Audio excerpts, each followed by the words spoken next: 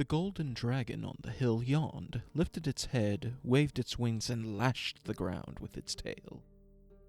"King Nidemar and you knights," it yelled with a roar like a brass trumpet. "I am the dragon villain Schuttenbach. As I see the landslide which I, though I say it as shouldn't, sent down on your heads did not completely stop you. You have come this far. As you know, there are only 3 ways out of this valley. East towards Bearfield and west towards Cairngorm, and you may use those roads. You will not take the northern gorge, gentlemen, because I, villain Schuttenbach, forbid you.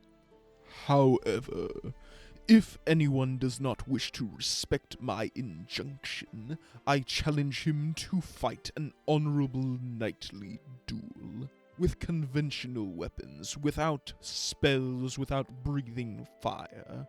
A fight to the utter capitulation of one of the sides. I await an answer through your herald, as custom dictates." Everyone stood with their mouths open wide. "It can talk?" Boholt panted. "Remarkable." "Not only that, but very intelligently," Yarpen Zigrin said. "Anyone know what a confessional weapon is?" "An ordinary, non-magical one," Yennefer said, frowning. "But something else puzzles me.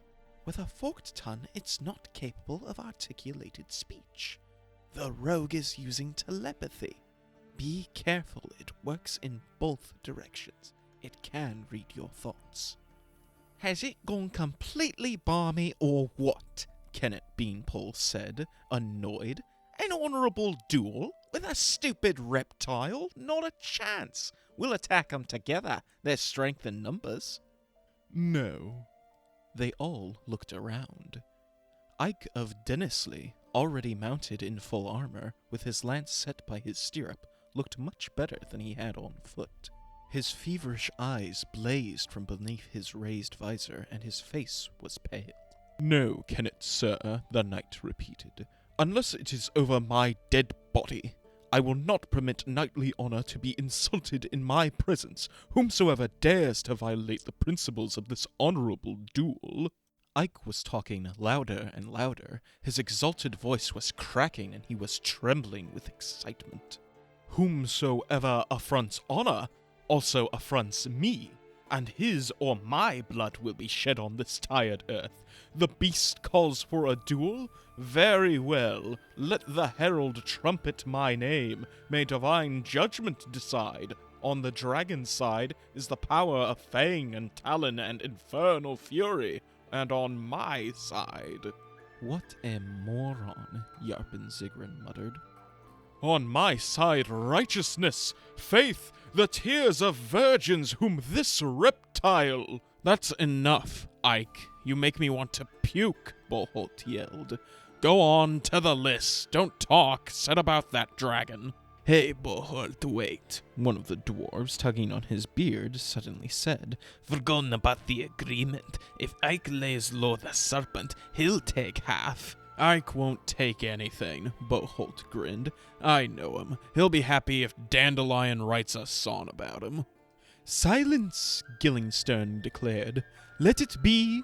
Against the dragon will ride out the virtuous knight-errant Ike of Denisley, fighting in the colours of Cairngorm as the lance and sword of King Nidemir. That is the kingly will." "There you have it," Yarpen Zigrin gnashed his teeth. "The lance and sword of Nidemir. The Cairngorm kinglet has fixed us. What now?" "Nothing," Boholt spat. "I reckon you don't want to cross Ike, Yarpen. He talks nonsense, but he's already mounted his horse and roused himself. Better get out of his way. Let him go, damn it, and sort the dragon out. And then we'll see." "Who shall be the herald?" Dandelion asked. "The dragon wanted a herald. Maybe me?" "No, we don't need a song, Dandelion," Boholt frowned. "Yarpen Zigrin can be the herald. He's got a voice like a bull." "Very well, no bother," Yarpen said. Bring me a flag bearer with a banner so that everything is as it should be. Just talk politely, dwarf sir, and courteously, Gillingstern cautioned. Don't learn me how to talk, the dwarf proudly stuck out his belly. I was sent on diplomatic missions when you lot were still knee-high to a grasshopper. The dragon continued to sit patiently on the hillock, waving its tail cheerfully.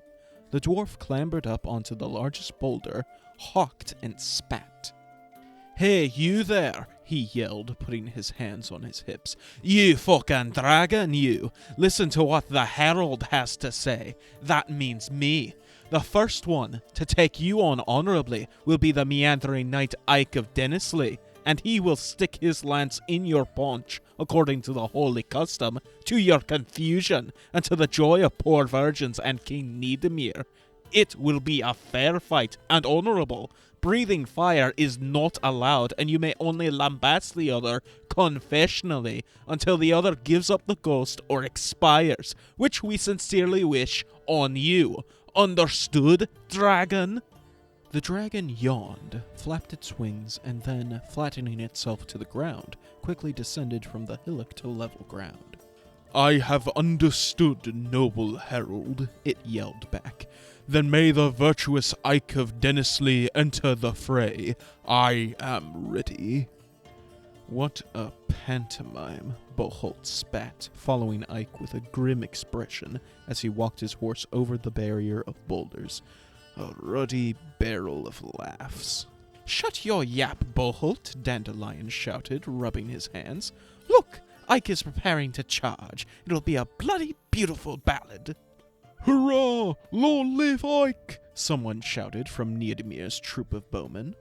And I, Sheepbagger said gloomily, would still have stuffed him full of brimstone, just to be certain.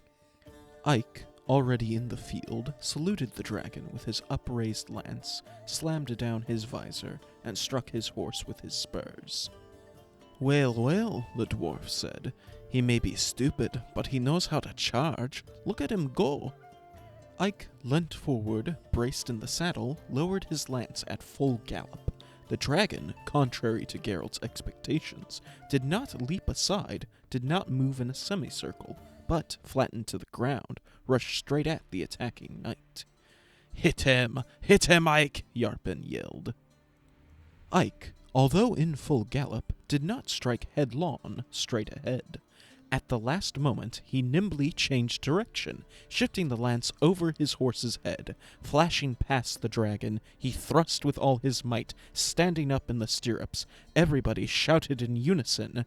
Geralt did not join in with the choir. The dragon evaded the blow with a delicate, agile, graceful turn, and, coiling like a living golden ribbon, as quick as lightning but softly, cat-like, reached a foot beneath the horse's belly. The horse squealed, jerking its croup high up, and the knight rocked in the saddle but did not release his lance. Just as the horse was about to hit the ground snout first, the dragon swept Ike from the saddle with a fierce swipe of his clawed foot. Everybody saw his breastplate spinning upwards, and everybody heard the clanking and thudding with which the knight fell onto the ground. The dragon, sitting on its haunches, pinned the horse with a foot and lowered its toothy jaws. The horse squealed shrilly, struggled, and then was quiet. In the silence that fell, everybody heard the deep voice of the dragon Valentretenmirth. The doughty Ike of Denisley may now be taken from the battlefield, for he is incapable of fighting any longer. Next, please. Oh, fuck, Yarpen Sigrun said, in the silence that followed.